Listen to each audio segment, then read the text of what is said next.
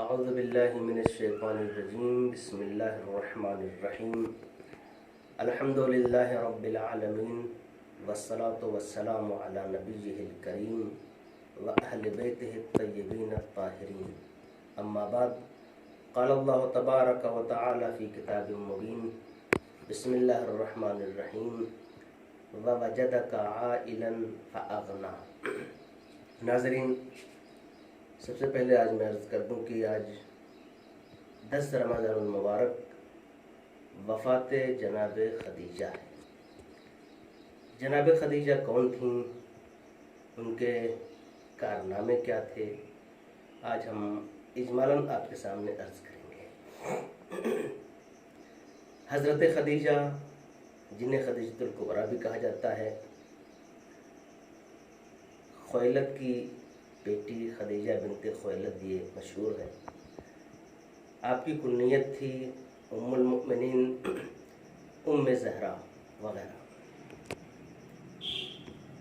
پیغمبر کے ساتھ آپ کی شادی ہوتی ہے، ملکۃ العرب کے نام سے جناب خدیجہ مشہور ہیں۔ بہت بڑا بزنس، بہت بڑی دولت جس کی ملکہ آپ ہیں، پیغمبر کے ساتھ ازدواجی زندگی سے منسلک ہوں، اور جناب خدیجہ ہی اس خاتون کا نام ہے عورتوں میں سب سے پہلے جو ایمان لے آئیں۔ قرآن کریم کی آیت ہے پیغمبر کے لیے، یعنی اللہ کہتا ہے وَوَجَدَكَ عَائِلًا فَأَغْنَى، اس نے تم کو تنگ دست پایا، خالی ہاتھ پایا۔ فَأَغْنَى، تو اس نے آپ کو غنی کر دیا، یعنی اللہ نے تنگ دست پایا تو اس نے غنی کر دیا۔ اب ساری تفسیریں یہ کہتی ہیں کہ کس کے ذریعے غنی کیا۔ تفسیر کبیر فخر الدین رازی لکھتے ہیں اس کی تفسیر میں وَوَجَدَكَ عَائِلًا فَأَغْنَى، اے فَأَغْنَى بِمَالِ خدیجہ، اللہ نے پیغمبر کو غنی کیا حضرت خدیجہ کے مال کے ذریعے۔ اس کا مطلب یہ ہے کہ اسلام کے ساتھ جو احسان ہے، ایک طرح سے جناب خدیجہ کا اپنی پوری دولت انہوں نے اسلام کے حوالے کر دی۔ آج کا مسلمان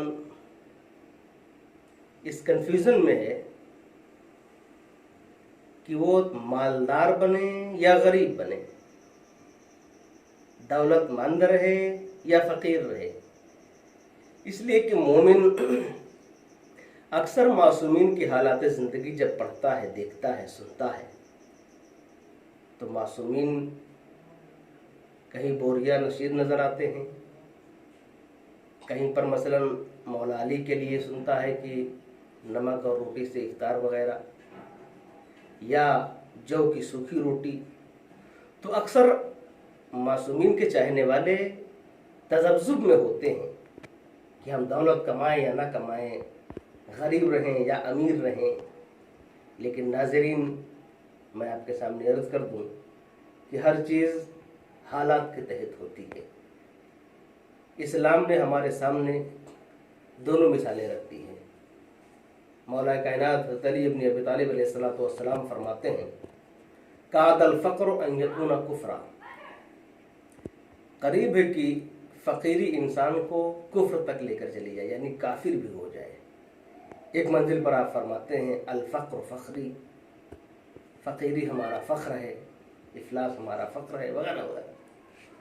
تو پھر اختیار کیا کرے انسان مومن؟ اسلام نے دونوں مثالیں پیش کر دی ہیں۔ حضرت ابوذر، پیغمبر کے صحابی، جن کے لیے حدیث ہے کہ زمین نے بوجھ نہیں اٹھایا، آسمان نے سایہ نہیں کیا جو ابوذر سے زیادہ سچا ہو۔ ابوذر کے لیے روایت ہے کہ حاکم وقت نے اشرفیاں ایک پوٹلی میں بدلوا کر بھیجوا دیا۔ ابوذر، جو کہ نام تو ابوذر تھا لیکن نہایت ہی فقر و افلاس کی زندگی گزار رہے تھے. غلام لے کر گیا بادشاہ کا، ابو ذر نے واپس کر دیا، کہا نہیں اس کی ہمیں ضرورت نہیں، ہم نہیں لیں گے. تو پوچھا کیوں نہیں لیں گے آپ، کیا آپ کو ضرورت نہیں؟ کہا ضرورت ہے. کہا پھر؟ تو ابو ذر نے فرمایا کہ اگر آج میں حکومت کی یہ دولت لے لوں گا تو حق اہل بیت بیان کرنے میں میری زبان رکے گی.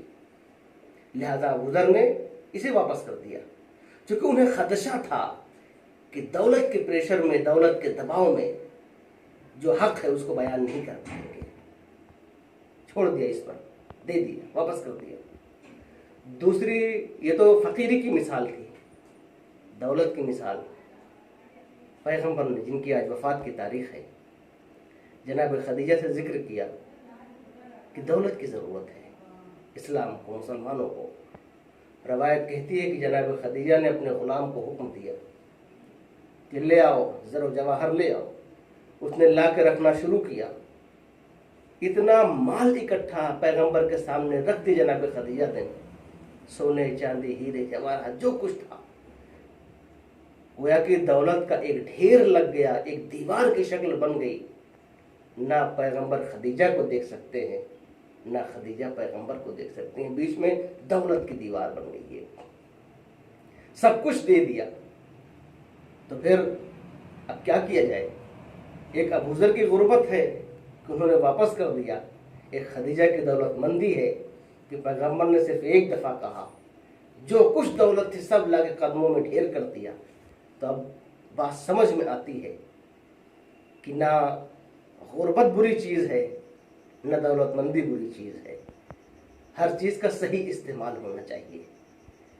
دولت آ کے اگر گھمنڈ پیدا ہو جائے تو دولت کسی کام کی نہیں ہے. انسان دولت مند نہ بنے. پھر غربت اور فقیری آ کر اگر انسان کافر ہو جائے، بک جائے، تو پھر یہ غربت کسی کام کی نہیں ہے. اس کی بھی مذمت ہے. مطلب کہنے کا یہ ہے ناظرین، غربت ہو لیکن اگر ابو ذر جیسا سہنے کا حوصلہ ہو تو غربت اچھی چیز ہے. دولت ہو اگر خدیجہ جیسا خرچ کرنے کا جذبہ ہو اسلام کے اوپر، دین کے اوپر، تو دولت بہت اچھی چیز ہے. ناظرین، ہم جناب خدیجہ کے چاہنے والے ہیں، پیغمبر کے چاہنے والے ہیں. خدیجہ نے پیغمبر کے کہنے پر اگر اپنی پوری دولت دے دیا تو کیا ہم اللہ و رسول کے کہنے پر زکوٰۃ نہیں دے سکتے؟ کیا ہم خمس نہیں دے سکتے؟ بالکل دے سکتے ہیں. خدیجہ اگر پوری دولت دے سکتی ہیں تو ہم اپنے مال کا، اپنے غلے کا، جس پر زکوٰۃ واجب اس کا 20واں حصہ تو دے سکتے ہیں. خمس واجب ہے تو 5واں حصہ تو دے سکتے ہیں. اگر نہیں دیتے ہیں تو پھر ہماری محبت میں کمی ہے. امام جعفر صادق علیہ السلام فرماتے ہیں، ابھی میں نے ایک حدیث پڑھی، آپ نے فرمایا کہ اللہ نے مسلمانوں پر زکوٰۃ واجب کر کے کئی باتوں کی طرف اشارہ کیا ہے. ایک تو امتحان لیا ہے. پہلی بات امتحان لیا ہے مومن کا، کیا وہ دولت سے زیادہ محبت کرتا ہے یا اللہ سے محبت کرتا ہے. اگر خدا سے محبت ہے تو اس کے حکم سے بھی محبت ہونی چاہیے. اگر اس نے حکم دے دیا وَآتُوا الزَّکَاۃَ تو بے جھجھک زکوٰۃ انسان نکال دینے صاحب تک کر پہنچ گیا ہے. اگر نہیں نکالتا اس کا مطلب محبت میں کمی ہے اللہ کی. امام فرماتے ہیں، چھٹے امام، کہ اللہ نے امتحان لیا ہے کہ وہ خدا سے زیادہ محبت کرتا ہے یا اپنے مال سے زیادہ محبت کرتا ہے. پھر حدیث آگے بڑھتی ہے اور امام فرماتے ہیں یہ تو امتحان کی منزل ہے ہی. دوسرے، اس میں اللہ نے دوسروں کا حق پوشیدہ رکھا ہے. اگر اس کا حق انسان نہیں پہنچاتا ہے حقدار تک تو انسان مجرم ہے. تو ناظرین، ہم جرم سے بچنے کے لیے اور خدا کی محبت کو ثابت کرنے کے لیے حکم خدا پر ہم کو عمل کرنا ہوگا. اگر اس जनाब खदीजा की वफ़ात की तारीख़ में देखा जाए, इस मुबारक महीने में हमारे अंदर ये रूहानियत पैदा होनी चाहिए, ये जज्बा पैदा होना चाहिए कि खदीजा ने तो पूरी दौलत दे दिया था, हम ज़कात व खुम्स नहीं दे सकते। नहायत ही अफसोस की बात है। उम्मीद करते हैं और खुदा से दुआ भी करते हैं कि खुदा बंदे आलम हम सबको तौफीक दे कि हम लोग ज़कात व खुम्स निकालें और मुस्तहिक़ीन तक पहुँचाएँ। इसलिए कि अक्सर मासूमीन ने फरमाया है कि अगर अभी छठे इमाम जो हदीस में बयान करता है उसके आखिर में ये भी है कि अगर इमाम ज़माना की भी हदीस है कि अगर हमारे चाहने वाले अपने माल से ज़कात व खुम्स निकालते रहें तो हमारी उम्मत में न कोई गरीब रह जाए न कोई फ़कीर रह जाए। तो नाज़रीन, हमारे माल में दूसरों का हक़ पोशीदा है, हम उनका हक़ निकालें और उन तक पहुँचाना ये हमारी ज़िम्मेदारी है। खुदा हम सब के अमाल को कबूल फरमाए। अस्सलामु अलैकुम व रहमतुल्लाहि व बरकातहू।